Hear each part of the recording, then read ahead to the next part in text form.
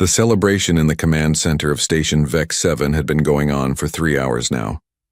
Blue-tinted alcohol flowed freely among the Caltheon officers, their chitinous faces clicking with satisfaction. On the main view screen, the recorded footage played on loop. A beautiful green and blue world called Terra Nova, followed by the bright flash that had erased it from existence. Fleet Commander Zelk raised his glass again, his 4 arms spread wide in triumph. To the Confederacy, to our strength, let this be a lesson to every primitive species that dares to expand into our territory. The other officers cheered, their voices creating a harsh chorus that echoed through the metal corridors of the monitoring station. They had destroyed the human colony 6 months ago, and not a single species in the galaxy had spoken against them. The message was clear. The Caltheon Confederacy owned this sector of space, and anyone who challenged that fact would burn. In the back corner of the command center, Junior Sensor Technician Vriss did not join the celebration. Her smaller frame hunched over her console, her secondary eyes scanning through data streams while her primary eyes watched the officers drink. She had been on duty when the order came through to fire on Terra Nova. She had watched the missiles launch. She had seen the colony world crack apart like an egg, atmosphere bleeding into space, taking 3.2 million lives with it.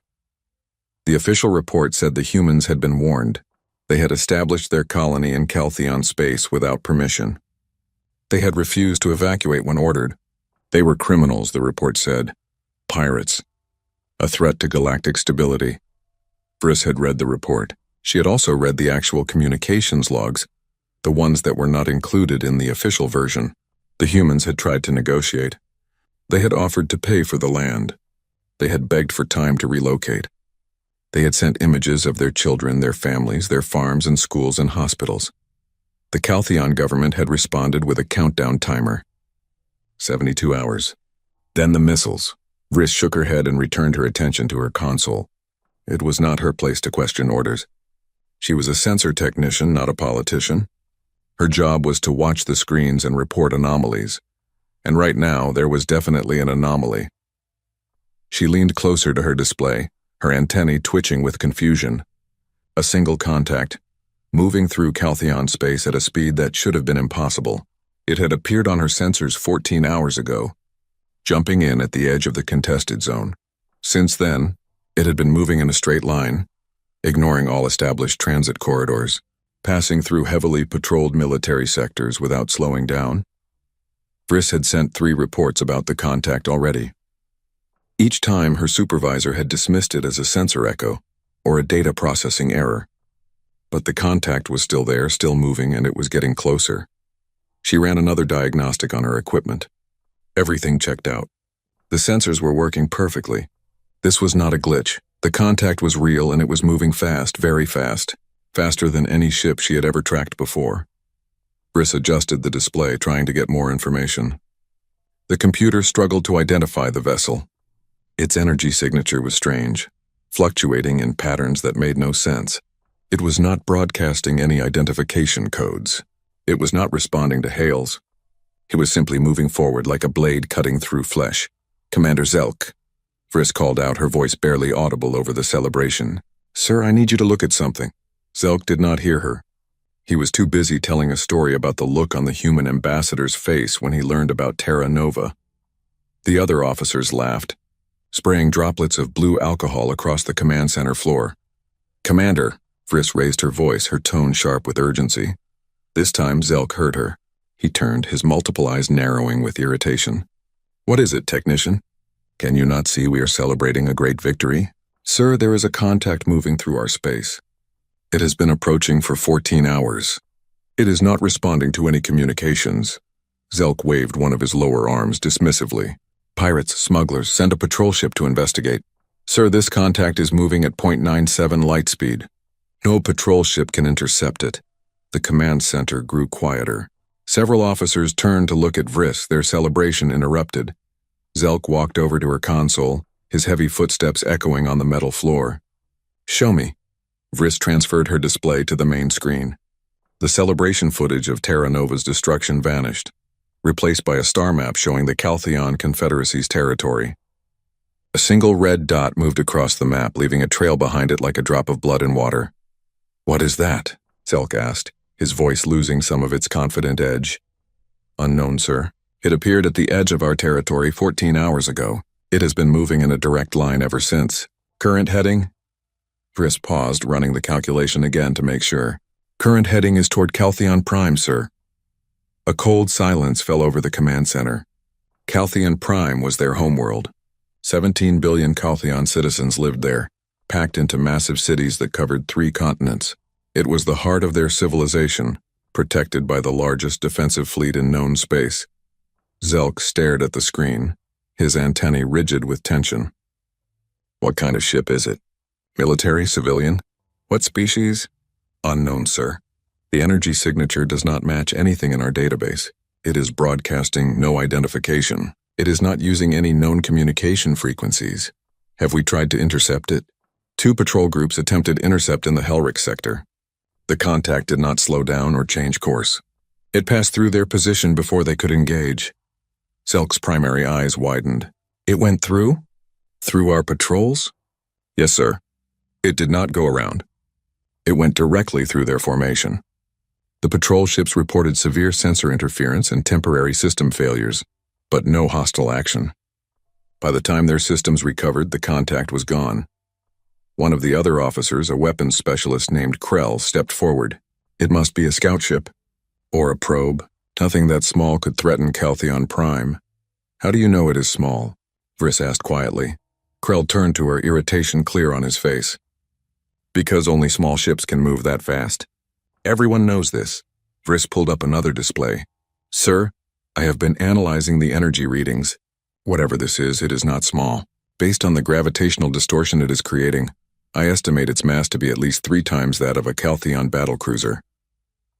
The command center erupted in noise. Officers shouted questions, argued with each other, demanded explanations. Zelk raised all 4 arms for silence. Technician Vriss, you are telling me that an unknown vessel, larger than a battlecruiser, is moving through our most secure military space at near light speed, heading directly toward our homeworld, and we have no idea what it is or who is controlling it? Yes, sir. That is exactly what I'm telling you. Zelk turned back to the main screen, his expression grim. The red dot continued its steady progress across the star map, unwavering, unstoppable. How long until it reaches Caltheon Prime? He asked. Vriss checked her calculations.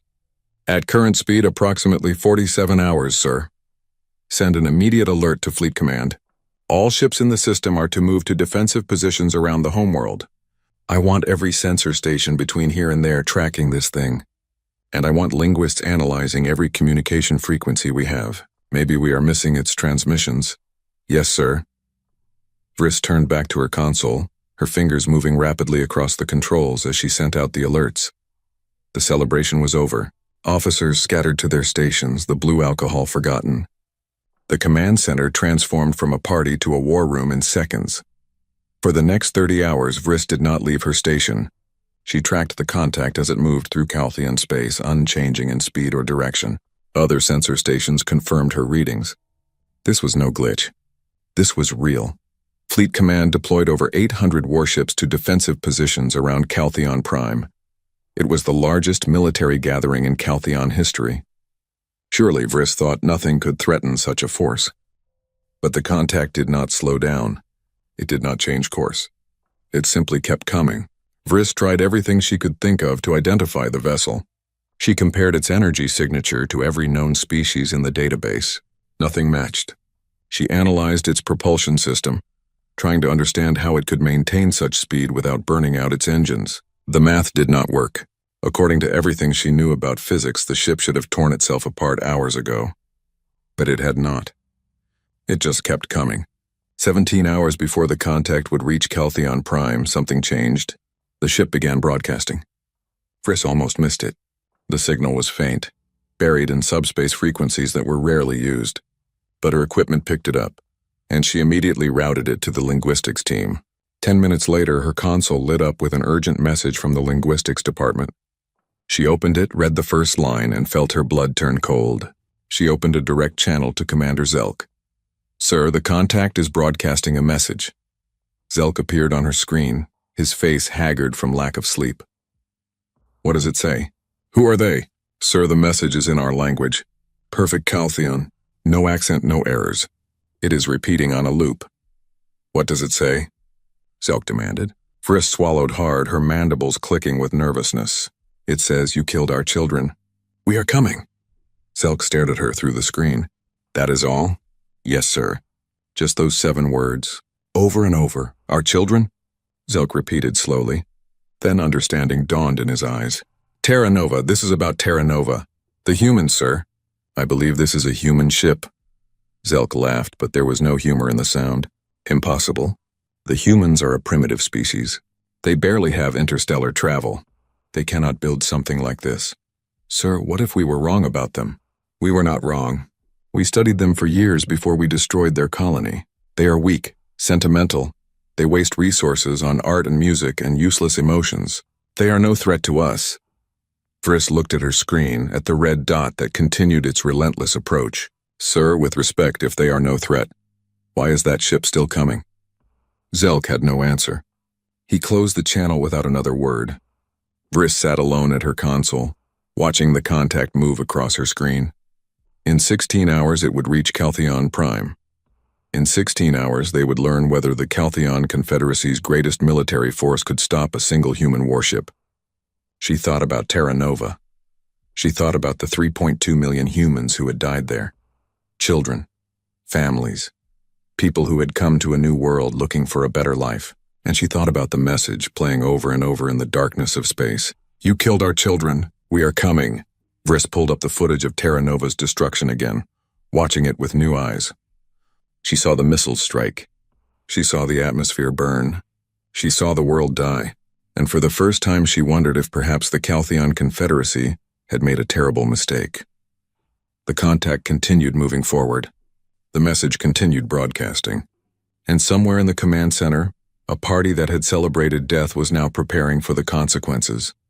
The humans were coming, and they were bringing their grief with them. Admiral Kresh stood on the bridge of the Caltheon dreadnought Inevitable Victory and watched 847 warships arrange themselves in defensive formation around his homeworld. It was beautiful in a way. The synchronized movements of hundreds of vessels, each one a masterpiece of military engineering, each one carrying enough firepower to crack a moon. He had been a fleet admiral for 32 years. He had fought in 7 wars. He had never lost a battle. And today he was facing a single enemy ship. It should have been ridiculous. 847 against 1. But Kresh did not feel confident. He felt something he had not experienced in decades. He felt afraid. Status report, he commanded, his voice steady despite the churning in his stomach. His tactical officer, a young male named Drex, looked up from his console. All ships in position, Admiral.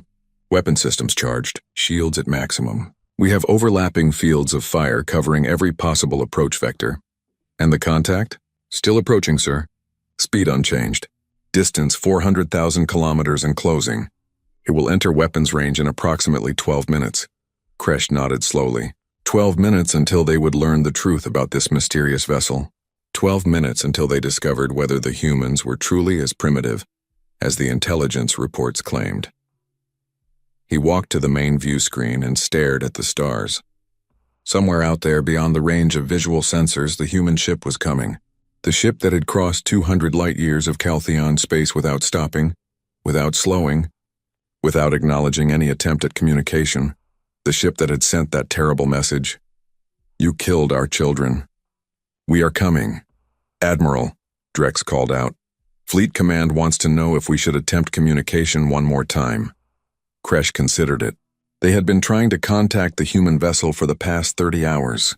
Thousands of messages sent on every known frequency, in every known language.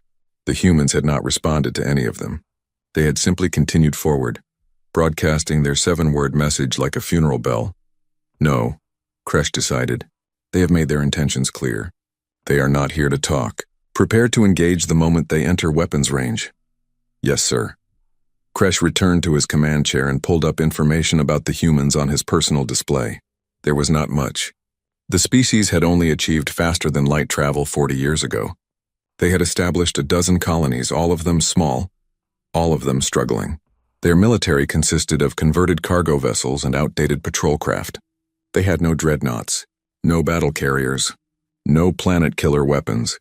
And yet 6 months ago, when the Caltheon Confederacy had destroyed Terra Nova, the human government had not surrendered. They had not begged for peace.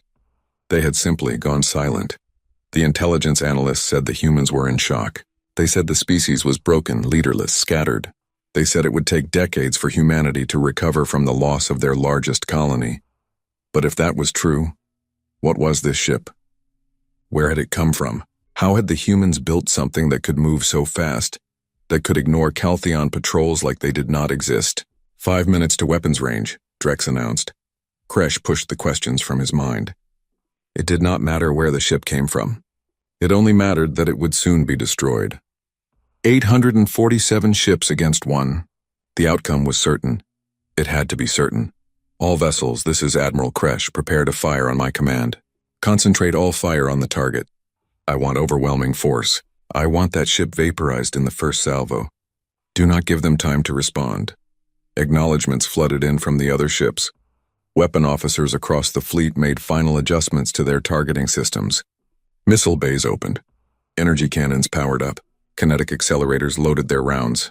2 minutes, Drex said quietly. The bridge crew fell silent. Everyone stared at their displays, watching the countdown tick away. Kresh could hear his own breathing loud in his ears. His hearts were beating too fast. He forced himself to calm down. He was a fleet admiral. He did not panic. Admiral, the sensor officer called out suddenly, her voice tight with confusion. I am reading something strange. What is it? The contact, sir. It is changing. The energy signature is increasing. It is like it is waking up. Kresh leaned forward. Waking up? What does that mean? I do not know, sir. But power readings are climbing rapidly. Whatever was dormant is now active. Shields? Yes, sir. Shields are coming online, but they are not like our shields. The energy pattern is completely different. I cannot determine their strength. 1 minute, Drex said. Kresh gripped the arms of his command chair. All ships prepare to fire. Stand by. The seconds crawled past. Every eye on the bridge was fixed on the main view screen, where the computer was projecting the estimated location of the human vessel. 30 seconds. Kresh took a deep breath. All ships target locked. Prepare to visual contact, the sensor officer shouted. The main view screen flickered and then resolved into an image that made Kresh's blood freeze. The human ship was massive. Easily twice the size of his dreadnought, it hung in space like a dark monument. Its hull was matte black, absorbing light instead of reflecting it. Strange symbols were painted along its sides in white, human writing that Kresh could not read. The ship's shape was unlike anything he had ever seen.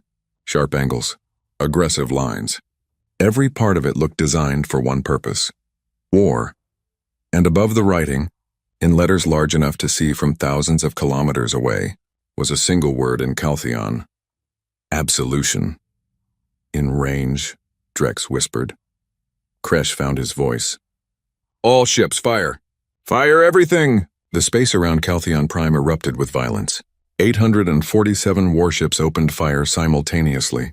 Missiles streaked through the void, thousands of them, their engines burning bright. Energy beams lanced out in every color of the spectrum. Kinetic rounds left their launchers at impossible speeds, each one carrying enough force to crack a mountain. All of it converged on the human ship called Absolution. Kresh watched the view screen, waiting for the inevitable destruction. Waiting for the human ship to disintegrate under the onslaught. But it did not disintegrate. The Absolution's shields flared to life, and they were like nothing Kresh had ever seen.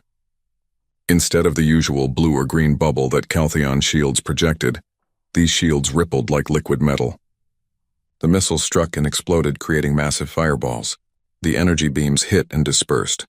The kinetic rounds impacted and simply stopped, and the shields grew brighter with each hit. Report, Kresh demanded, his voice sharp with disbelief. The sensor officer stared at her console, her antennae trembling. Sir, the shields are not just deflecting our weapons. They are absorbing the energy. Every hit is making them stronger. That is impossible. I am reading what I am reading, sir. The shields are converting weapon impacts into power. They are feeding on our attack. Kresh felt the deck beneath his feet shift slightly. Warning lights appeared on tactical displays across the bridge. Admiral, Drek said, his voice shaking. Some of our ships are reporting weapon malfunctions. Missiles detonating in their launch tubes, energy cannons overloading, targeting systems going offline.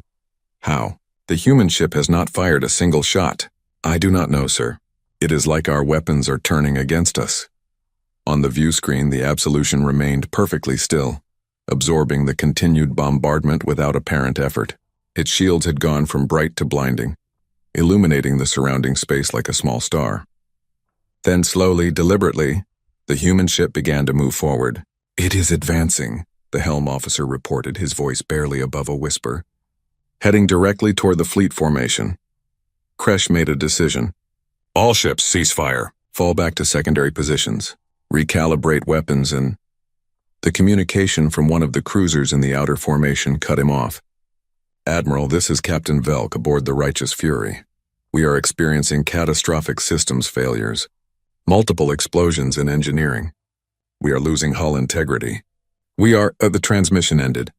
On the tactical display, the icon representing the Righteous Fury flickered and went dark. Sir, Drek said, his voice hollow, the Righteous Fury just exploded. No external impact. It tore itself apart from the inside. More reports flooded in. Ships across the fleet were reporting failures, some minor, some catastrophic. 3 more vessels exploded. 7 others lost power completely and began drifting. Dozens reported weapon systems that were no longer responding to commands. And the Absolution had still not fired a weapon. What are they doing to us? Kresh whispered. The sensor officer looked up, her face pale. Admiral, I am detecting a massive energy buildup on the human vessel. I think they are preparing to fire. All ships evasive maneuvers. Scatter formation. Do not. The Absolution fired. It did not fire like a normal warship. There was no flash of energy beams, no swarm of missiles. Instead, the space around a dozen Caltheon vessels simply changed. Time itself seemed to stutter and bend. The targeted ships aged decades in seconds. Their hulls corroded and crumbled. Their crews died of old age and heartbeats. Systems that had been new and functional became ancient and broken. In less than 5 seconds, 12 proud warships were reduced to drifting husks of rust and decay. What was that? Kresh could barely speak. Temporal weapons, the science officer said, her voice filled with horrified awe. They aged our ships. They fast-forwarded time for just those vessels while leaving everything else normal. The Absolution fired again. This time a beam of pale light touched 6 ships in the middle formation. For a moment, nothing happened. Then the ships began to disintegrate, not explode, disintegrate. Their hulls separated into individual atoms, drifting apart like sand in wind. The crews, the weapons, the reactors, everything simply forgot how to hold together. Quantum shredders, the science officer whispered. They are causing matter to lose cohesion at the molecular level. Another attack. This time a cloud of something dark and swarming engulfed 15 ships. Kresh watched in horror as the vessels began to come apart piece by piece. But it was worse than that. The ship's communications were still active, and he could hear the screams of the crews as something ate through their hulls, their systems, their bodies. The screams lasted for 2 full minutes before the ships went silent, reduced to empty metal skeletons. Nanite swarms, the science officer said, tears running down her face. Self-replicating machines that deconstruct everything they touch. In 17 minutes, the Caltheon fleet lost 400 ships. Not damaged, not disabled, lost, gone, reduced to wreckage or dust or aged into garbage. Kresh sat in his command chair and watched his fleet die. He had trained for this his entire life. He had studied every battle tactic, every strategic principle. But nothing had prepared him for this.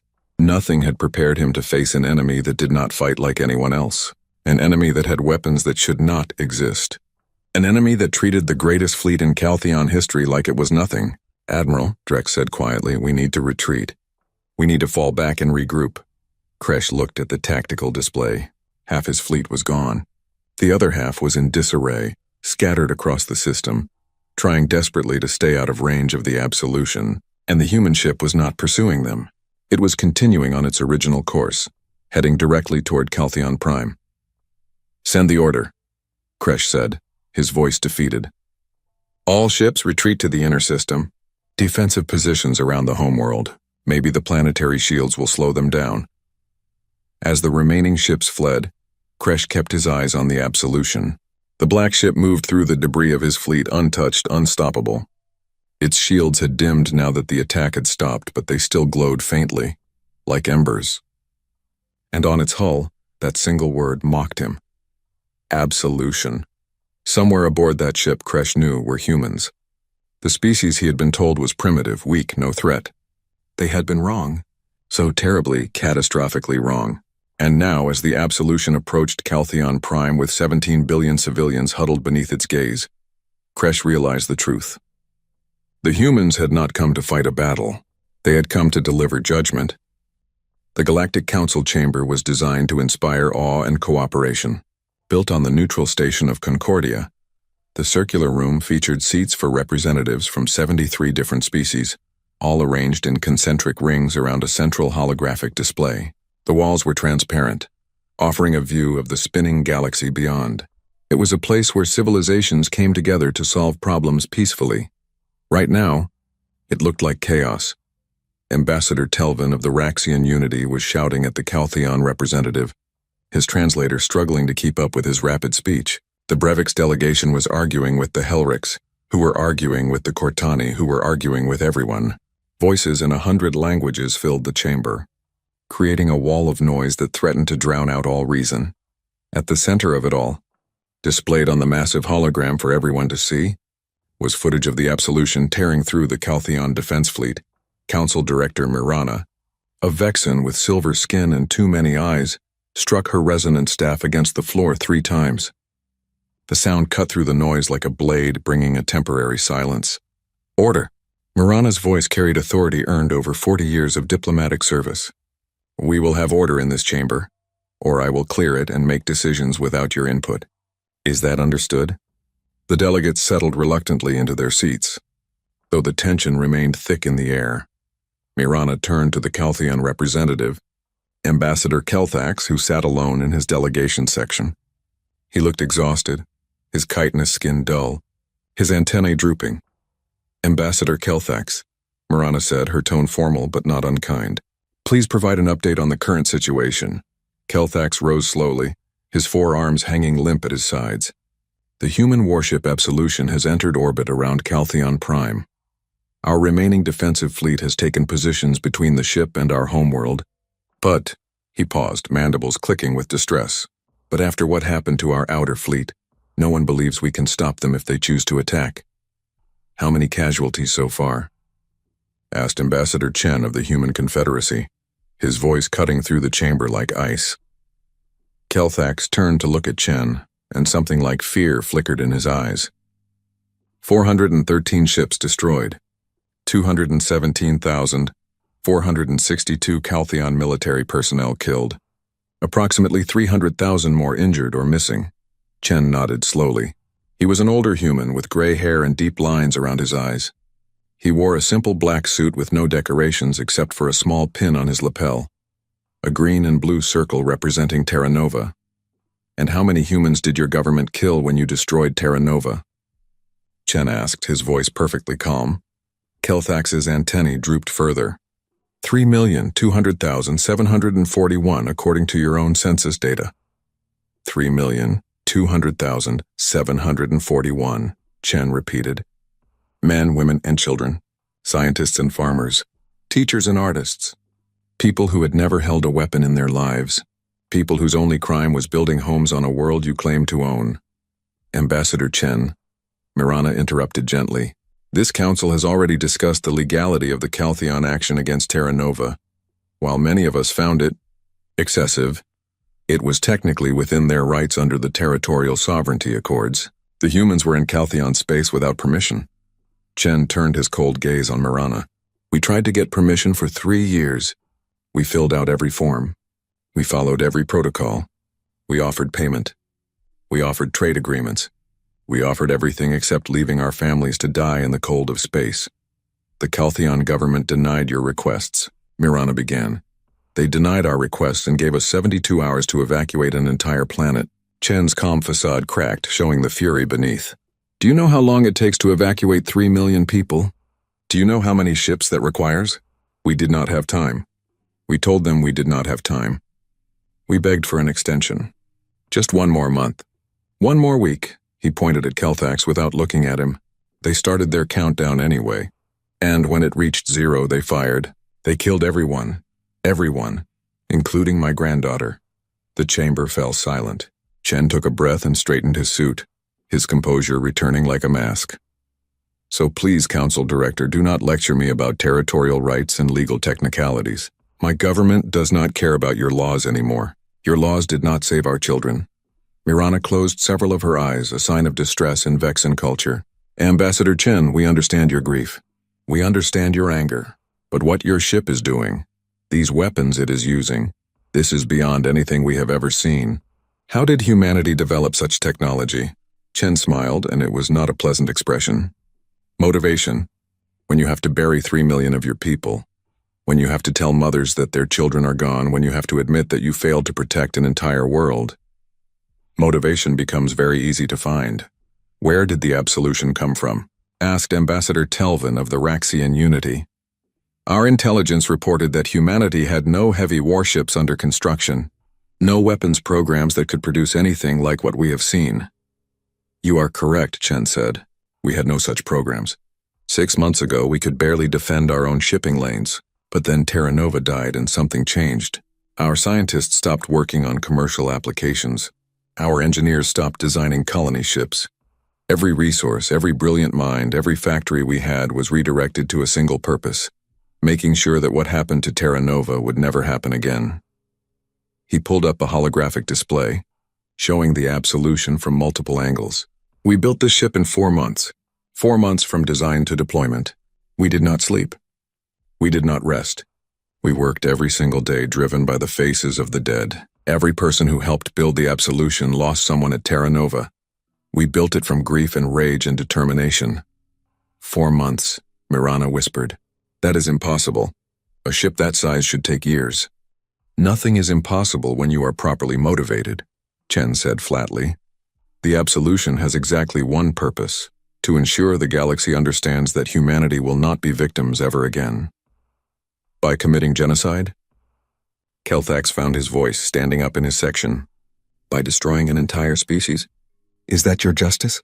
Chen finally looked directly at the Caltheon ambassador.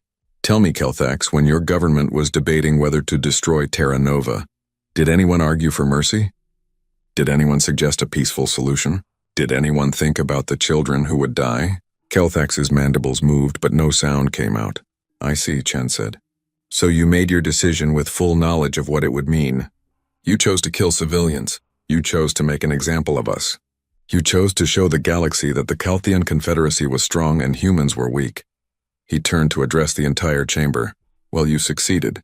You showed the galaxy what you were capable of. And now we are showing the galaxy what we are capable of. And I assure you, we are far more creative than you ever imagined. The holographic display changed, showing real-time footage from Caltheon Prime. The absolution hung in orbit, dark and terrible, while below it, billions of Caltheon civilians looked up at their sky and wondered if they would live to see tomorrow. The absolution has not fired on the planet, Mirana observed. Why? If humanity truly wants revenge, why not destroy Caltheon Prime as they destroyed Terra Nova? Chen's expression softened slightly, showing something that might have been pain, because Captain Vasquez, the commanding officer of the Absolution, understands something your military apparently does not.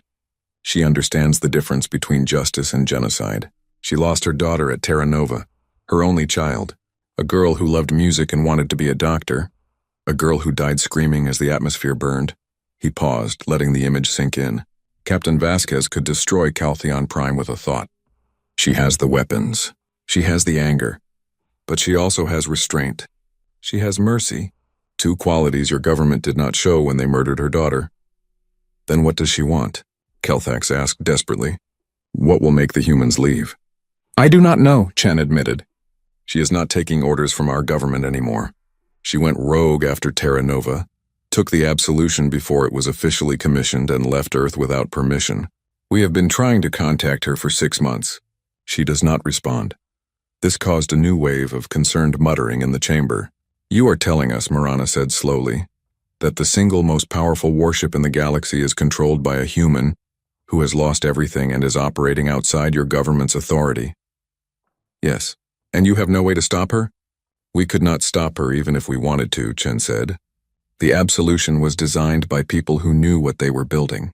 It has no remote shutdown codes, no external override systems. Captain Vasquez is in complete control of that ship and she answers to no one. This is madness, breathed Ambassador Telvin. One person should not have such power. One government should not have the power to erase 3 million lives without consequences. Chen shot back. But here we are.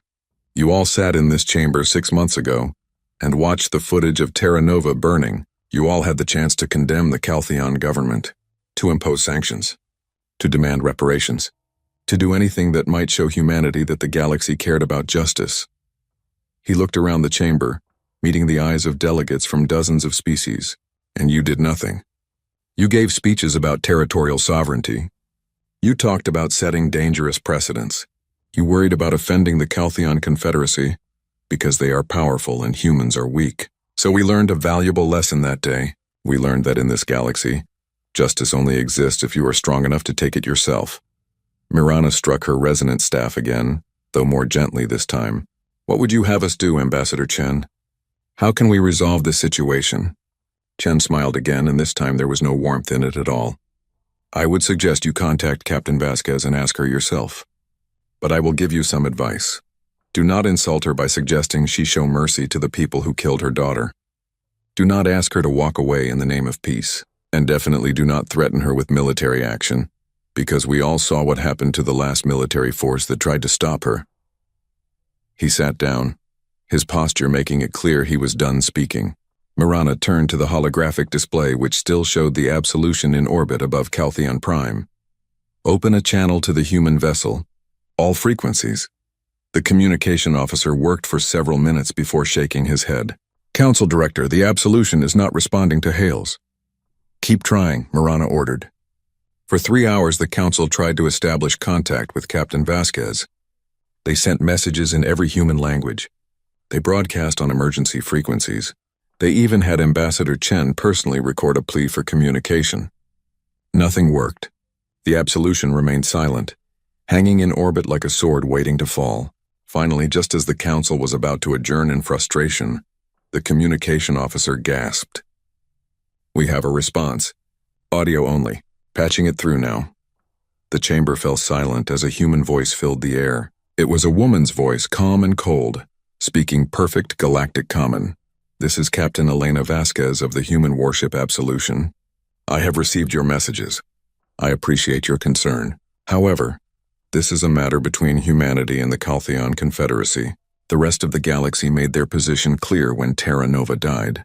You chose to do nothing. You chose to watch. So now you get to watch again. Captain Vasquez, Mirana said quickly, we understand your pain. We understand your need for justice. But surely there is a way to resolve this without more bloodshed? There was a long pause.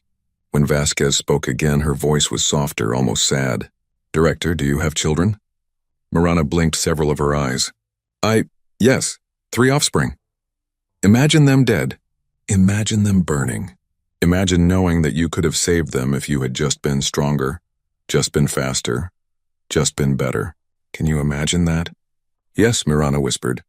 Now imagine the people who killed them are going about their lives like nothing happened. Imagine they are celebrating their victory. Imagine they feel no guilt, no remorse, no regret. Can you imagine that? Yes, that is where I live now, Director. That is where I exist every single day, in a place where my daughter is dead and the people who killed her do not even remember her name. So please do not ask me to show mercy. Do not ask me to walk away. Do not ask me to let this go. What will you do? Kelthax asked, his voice breaking. There was another pause. When Vasquez spoke again, her voice had hardened back into iron. You will see. The galaxy wanted to watch. So watch. The transmission ended. In the council chamber, 73 species sat in silence, staring at the image of the absolution. And on Caltheon Prime, 17 billion people looked at their sky and prayed to gods that did not seem to be listening. Captain Elena Vasquez stood alone on the bridge of the absolution, staring at the planet below.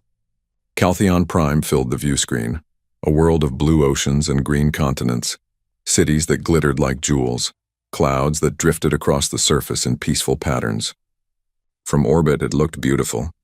It looked alive. It looked like Terra Nova had looked 6 months ago. Behind her, the bridge was quiet.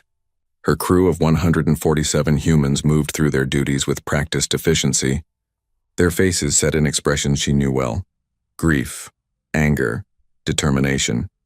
Every single person aboard the Absolution had lost someone at Terra. Nova, family, friends, lovers, children. They were all here for the same reason. They were all here to make sure those deaths meant something. "Captain," her tactical officer said quietly. Lieutenant Marcus Webb had lost his wife and 2 sons at Terra Nova. He had volunteered for the Absolution's crew within hours of its construction beginning. "All systems are ready. Weapons fully charged. We are in optimal firing position." Vasquez did not turn around. "Thank you, Marcus." She pulled up a display on her personal screen showing the estimated population distribution across Caltheon Prime. 17,400,000,000 civilians. Children going to school. Adults working in offices and factories. Elderly people sitting in parks feeding whatever passed for birds on this world. Innocent people. People who had not fired the missiles at Terra Nova. People who maybe did not even agree with their government's decision. Just like the people of Terra Nova had been innocent. Her personal communicator chimed. She glanced at it, seeing a message from Ambassador Chen. She had received dozens of messages from him over the past weeks. She had ignored all of them. She knew what he would say: "Come home. Let the government handle this. Do not throw your life away. Do not become what they are." But Chen did not understand. You could not become something you already were. The moment Terra Nova died, the moment she heard her daughter's last message cut off by static and fire, Elena Vasquez had stopped being a starship captain and had become something else. Something darker. Something necessary. She opened another file on her display. Audio recordings from Terra Nova's last hours. She did not listen to them. She had heard them so many times she had them memorized, but she looked at the timestamps. The desperate calls for evacuation ships, the pleas for mercy, the realization in those final minutes that no help was coming. Her daughter's voice was in there. Message timestamp 2347.12, 73 minutes before the missiles struck. A simple message: "Mom, I'm scared. They say the countdown is almost over. They say we're going to die. I just wanted to tell you that I love you. I wanted to tell you that I'm not angry. You did everything you could. I know you did. I love you." The recording ended there. The missiles had struck. "Captain," her science officer called out. Dr. Sarah Chen, no relation to the ambassador, had been one of Terra Nova's leading researchers before taking a sabbatical to visit family on Earth. She had survived because of a vacation. Everyone she had worked with for 10 years had burned. The Caltheon government is broadcasting another surrender offer. They are willing to agree to any terms. "Replay it," Vasquez ordered.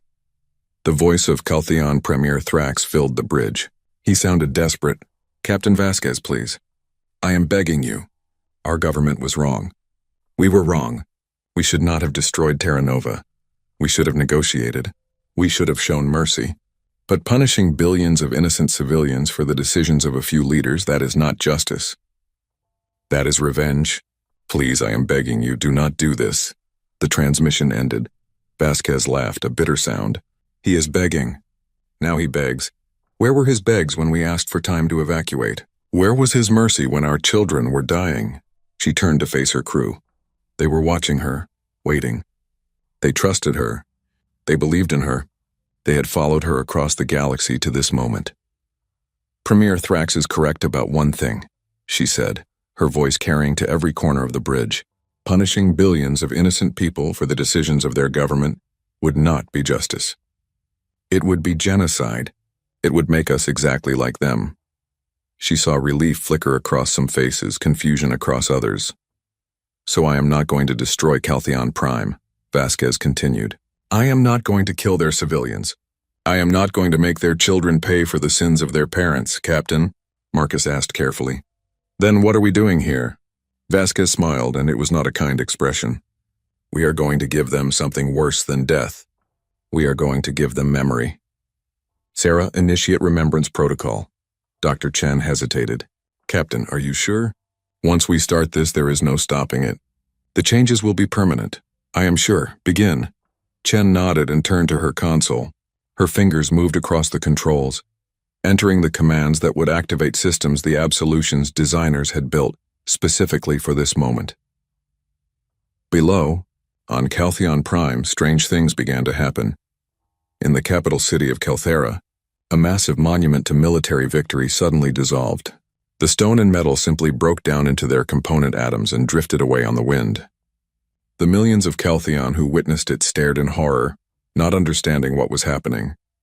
Then, in the exact same location, something new began to form. Atoms pulled together. Matter organized itself into new shapes.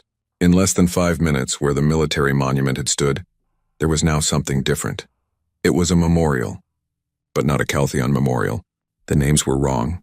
The faces were wrong. The writing was in a language most Caltheon could not read. It was a memorial to Terra Nova, to the humans who had died there. 3,200,741 names etched in quantum-stable crystal that would last for 10,000 years. And above the names, a simple message in both human and Caltheon. We lived, we loved. We died because others feared our existence. Across Caltheon Prime, the same thing happened to every military monument, every statue celebrating conquest, every memorial to Caltheon's superiority. They dissolved and reformed into memorials for Terra Nova. But that was just the beginning.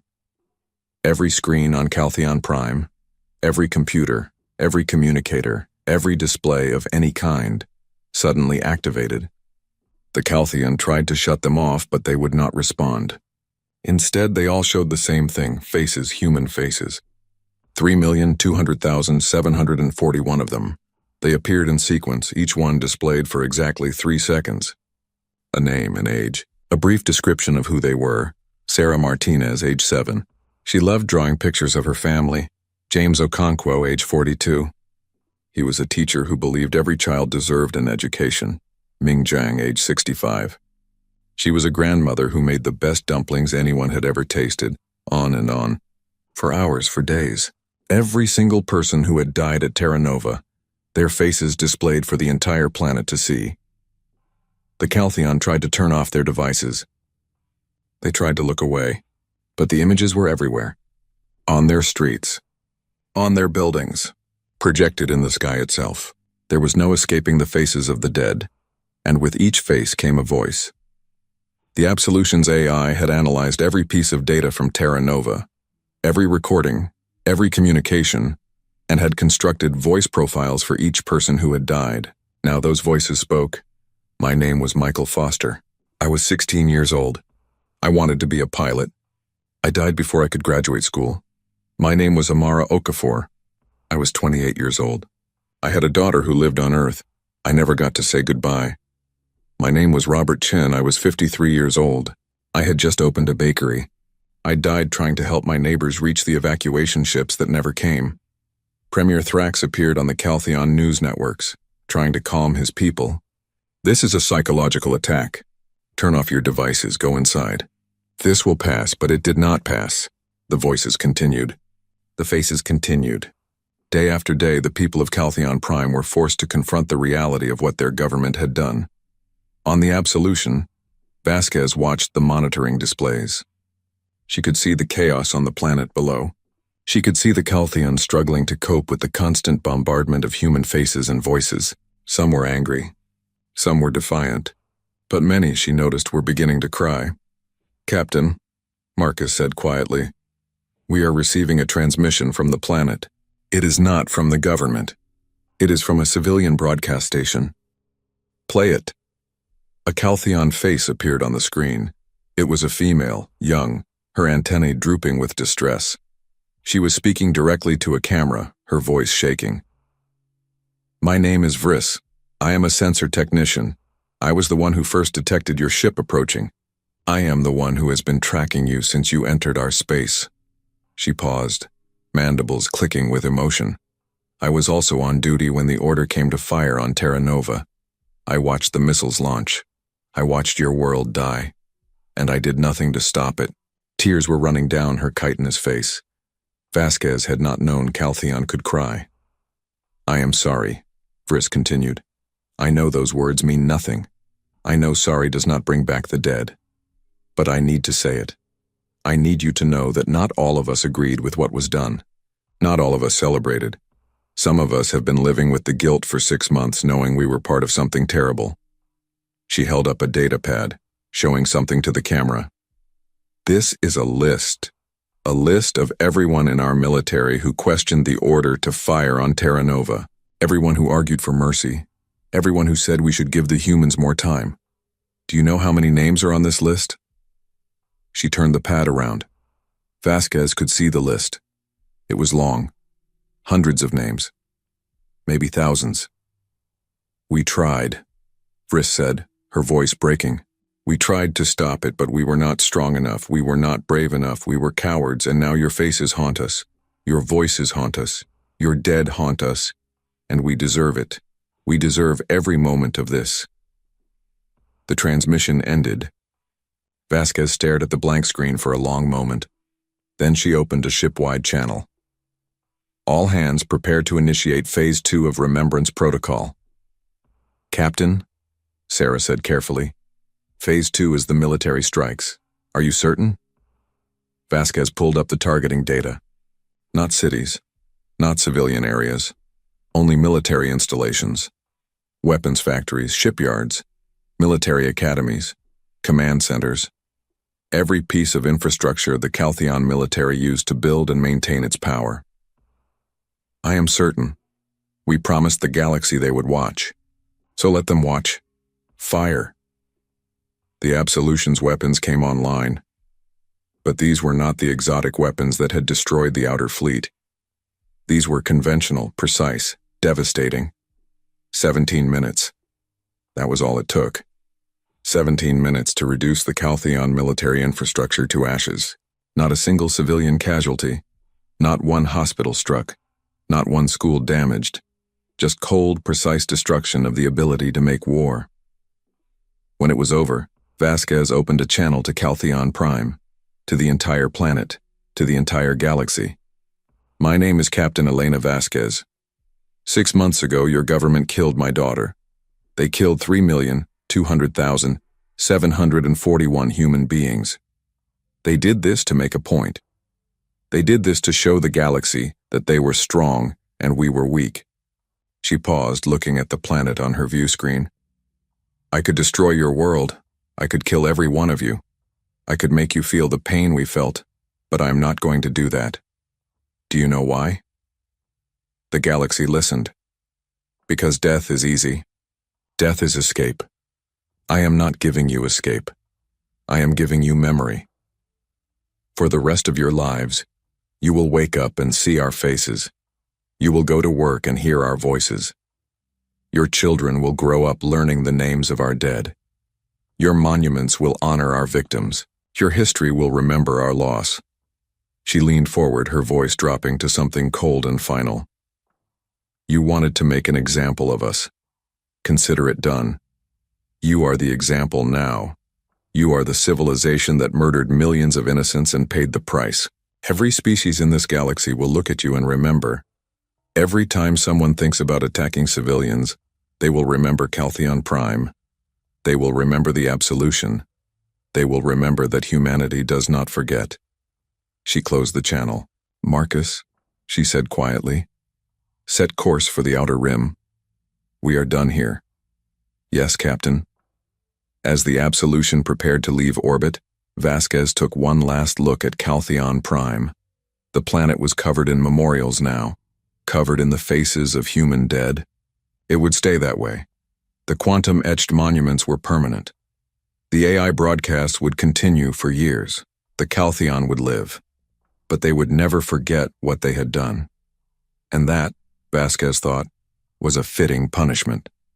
The Absolution turned away from Caltheon Prime and accelerated into the darkness. Behind it, 17 billion people stared at the faces of the dead and began to understand the price of genocide. 6 months had passed since the Absolution left Caltheon Prime. 6 months since Captain Elena Vasquez had shown the galaxy what human justice looked like. The universe had changed in those 6 months. Changed in ways both subtle and profound. In the council chamber on Concordia Station, the delegates gathered for what had become known as the Terra Nova Accord ceremony. The chamber looked different now. Where there had once been artwork celebrating the achievements of various civilizations, there were now holographic memorials to victims of war crimes throughout galactic history. Terra Nova's memorial was the largest, positioned where everyone could see it as they entered.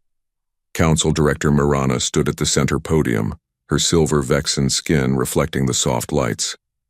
Before her was a document that had taken 6 months of debate, argument, and compromise to create. She looked out at the assembled delegates and began to speak.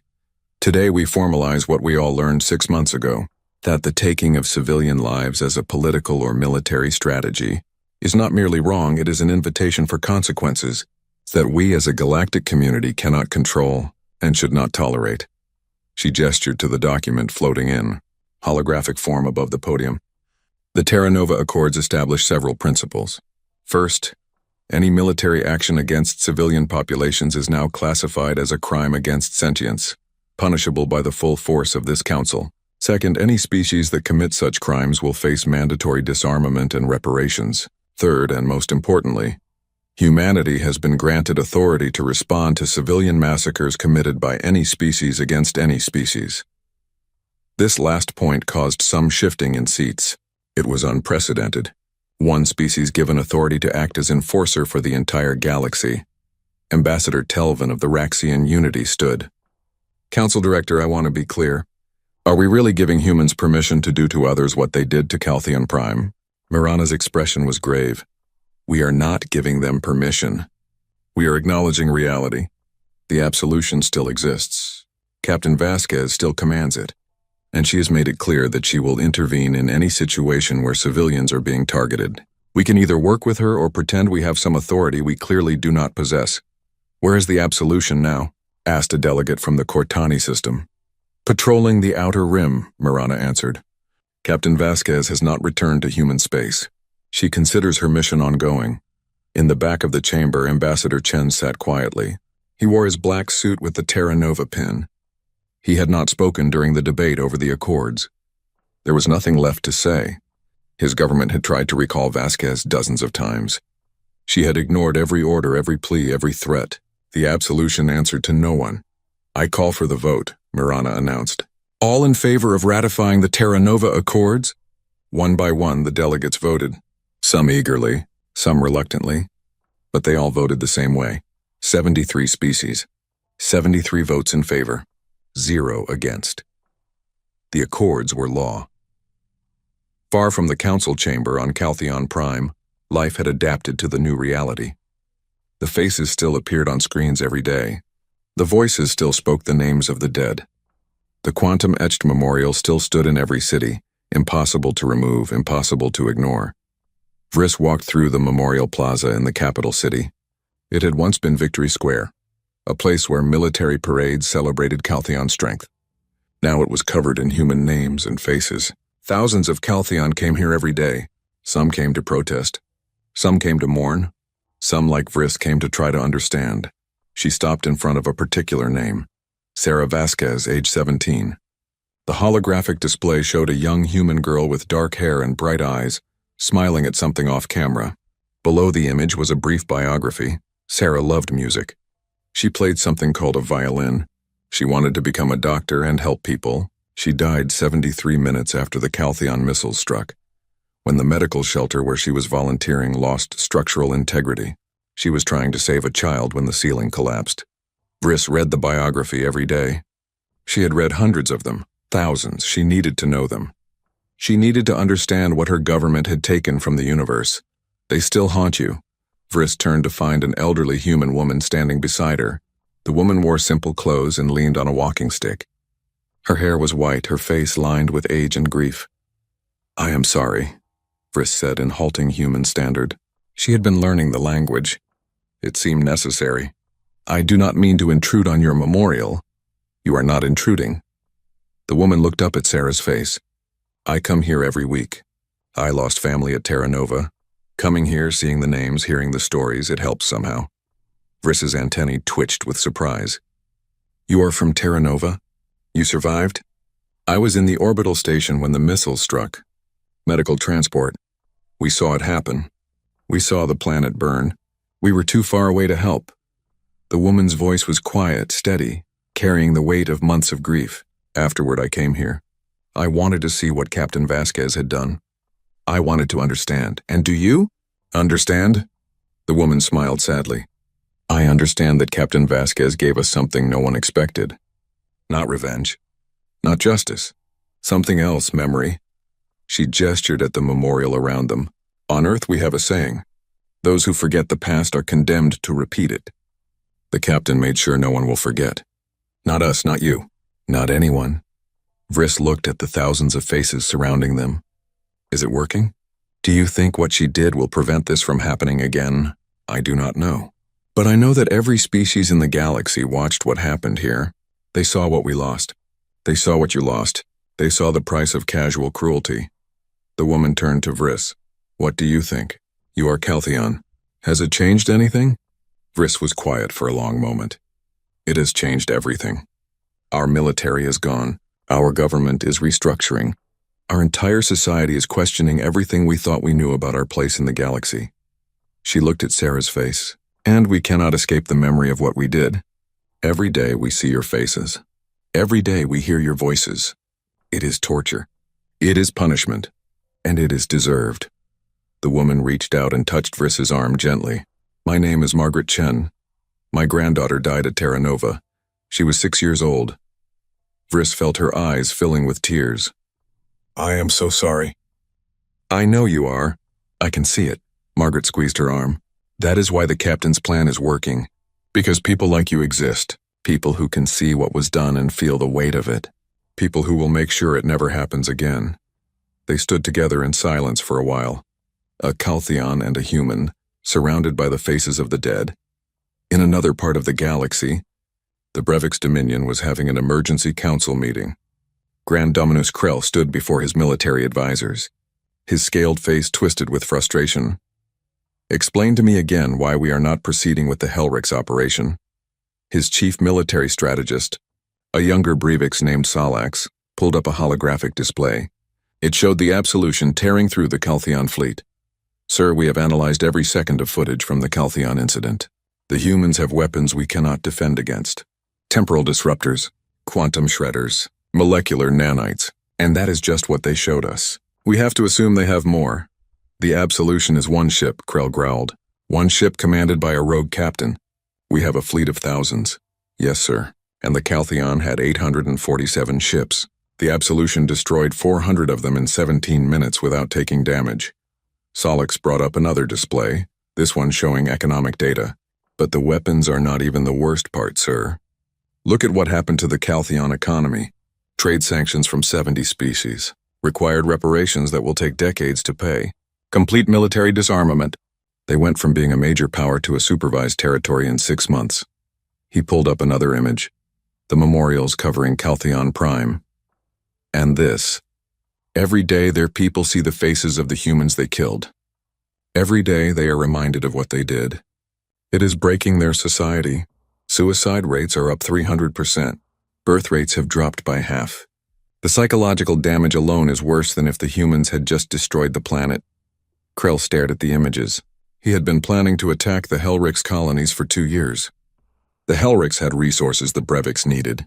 Attacking their civilian settlements would have been the fastest way to force surrender. Would have been. Cancel the operation, Krell said finally. Relief flooded Solix's face. Yes, sir. A wise decision. Do not tell me it is wise. Tell me it is necessary. Tell me we have no choice because one human with a ship full of grief has somehow become the enforcer for the entire galaxy. Yes, sir. That is exactly what happened. Krell dismissed his advisors and sat alone in his command chamber. He pulled up the famous transmission from Captain Vasquez, the one every species had heard. Death is easy. Death is escape. I am not giving you escape. I am giving you memory. He had heard it dozens of times. Each time it sent a chill through his scales. Not because of the words themselves, but because of what they represented. The humans had found something worse than weapons. They had found a way to make punishment eternal. They had found a way to weaponize conscience itself. The Helrix colonies would be safe. The Breviks would find other ways to get the resources they needed. Ways that did not involve dead civilians and eternal memorials. Because no one, Krell realized, wanted to be the next example. On the bridge of the Absolution, Captain Elena Vasquez stood at her command station and looked at the star map. The ship was near the edge of known space, patrolling the regions where conflicts were most likely to occur. "Captain," Marcus said from the tactical station, "we are receiving a transmission from Fleet Command. They are ordering us to return to Earth. Acknowledged." "Delete the message." "Yes, Captain." It was the 47th recall order she had ignored. Earth wanted her home. They wanted to decommission the Absolution. They wanted to pretend the galaxy could go back to normal. But Vasquez knew better. The galaxy would never be normal again. She had changed it. Changed it permanently. "Sarah," she called to her science officer. "What is the status of the Remembrance satellites?" Dr. Chen pulled up a display. "All functional, Captain. We have deployed them in orbit around Caltheon Prime, Terra Nova's ruins, and 14 other locations throughout the galaxy. They are broadcasting continuously. The memorials remain stable." Good. The Remembrance satellites were Vasquez's lasting gift to the galaxy. They ensured that even if the Absolution was destroyed, even if she died, the memorials would continue. The faces would keep appearing. The voices would keep speaking. For centuries, for millennia, no one would forget Terra Nova. "Captain," her communications officer said, "we are receiving a message from an unusual source. It is from Caltheon Prime, civilian frequency, a woman named Vriss." Vasquez froze. She knew that name. Vriss had been the sensor technician who first detected the Absolution. She had also been the one to broadcast that apology 6 months ago. "Play it." Vriss's face appeared on the screen. She looked older, more tired, but her eyes were clear. "Captain Vasquez, I do not expect you to respond to this message. I do not expect you to care. But I needed to tell you something. The memorials you created are working. My people are changing. We are teaching our children about Terra Nova. We are learning human standard in our schools. We are trying to understand what we did and why it was wrong." She paused, mandibles clicking with emotion. "I know this does not bring back your daughter. I know this does not erase your pain. But I wanted you to know that your message was received. We will never forget. I promise you we will never forget." The transmission ended. Vasquez stared at the blank screen for a long time. Then she turned to her crew. "Plot a course to the Carax sector. There are reports of tensions there. Civilian populations are at risk." "Yes, Captain." As the Absolution turned toward its next destination, Vasquez allowed herself a small moment of reflection. She had not saved her daughter.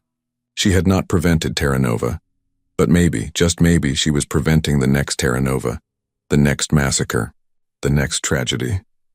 And if that was her life's work now, she would accept it. In the council chamber, the delegates were leaving after ratifying the accords. Ambassador Chen remained behind, looking at Terra Nova's memorial. After a moment, Mirana joined him. "Your government is not happy with Captain Vasquez," she observed. "No, they are not. They wanted a different kind of justice, something cleaner, something that did not involve a rogue captain with ultimate weapons. But you understand her."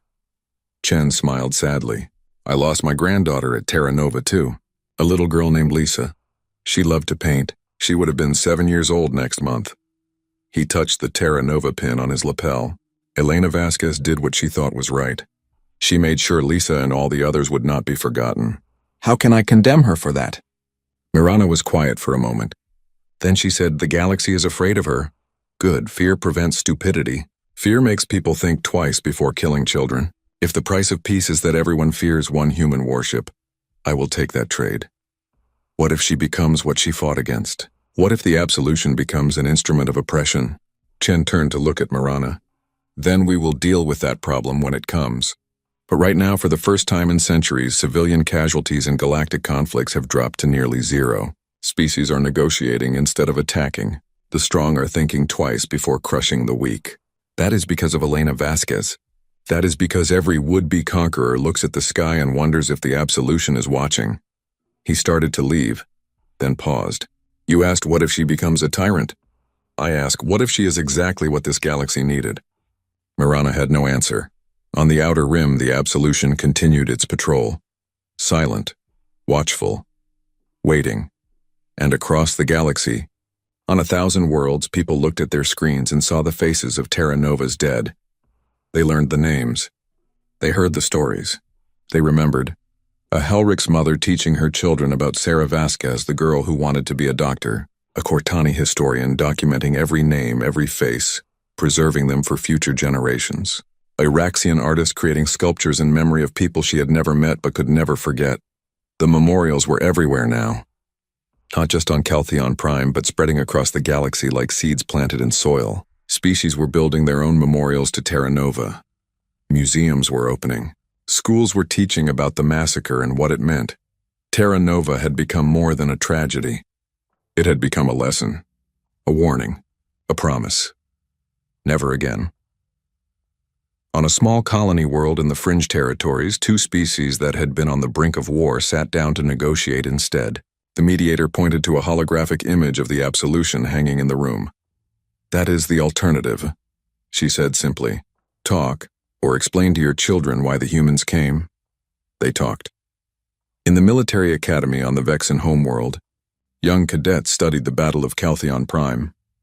Not for its tactics, though those were revolutionary. Not for its weapons, though those were terrifying. They studied it for its restraint. For the moment when Captain Vasquez had the power to destroy 17 billion lives and chose not to. "This," their instructor said, pointing at the frozen image of Vasquez on the bridge, "is what separates soldiers from murderers. This is what separates justice from genocide. Power without restraint is not strength. It is weakness. Remember that." The cadets remembered. Aboard the Absolution, Vasquez sat in her ready room, surrounded by the quiet hum of the ship.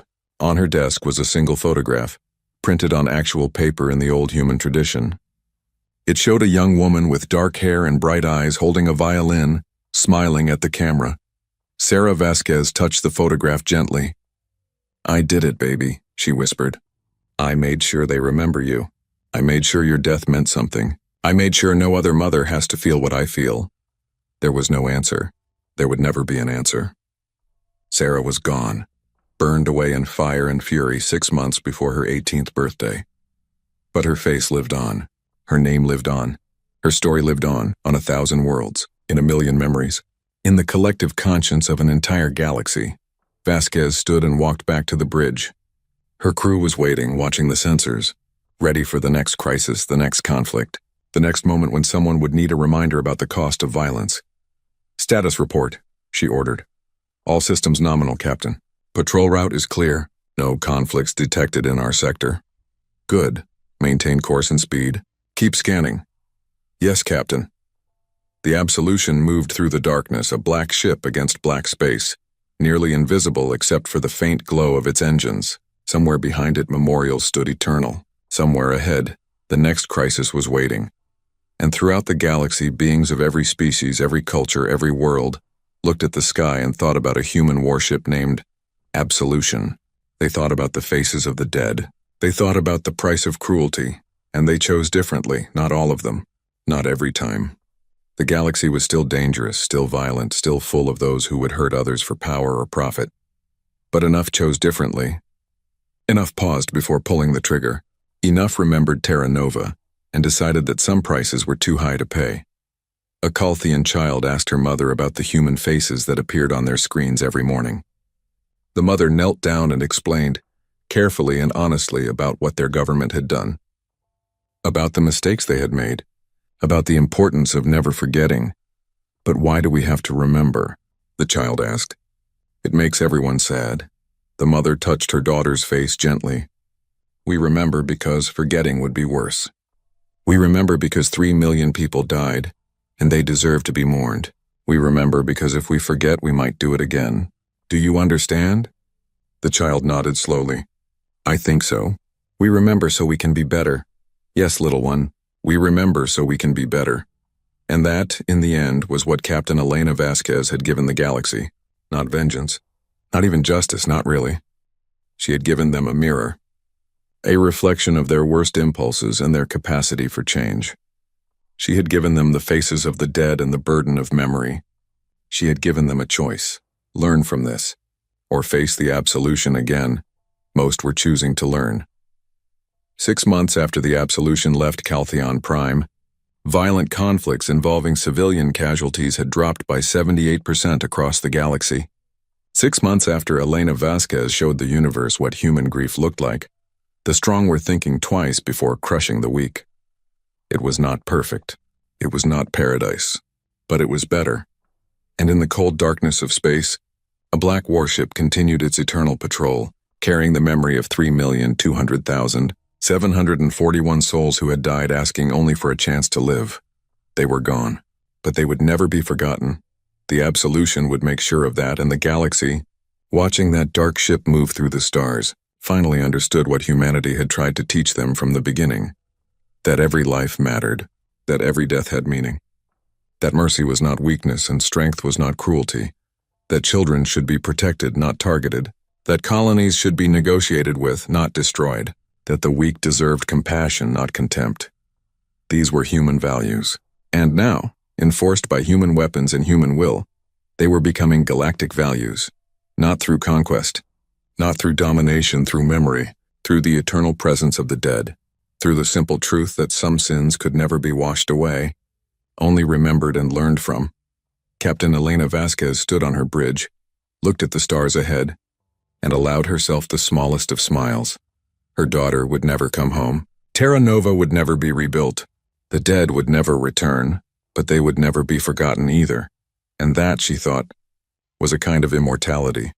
The best kind, the only kind that mattered. The Absolution moved forward into the darkness, carrying its cargo of grief and hope and determination. Behind it, a changed galaxy slowly learned to be better. And somewhere in the eternal night, 3,200,741 voices whispered in unison, "We lived. We mattered. Remember us, the galaxy was listening and it would never stop."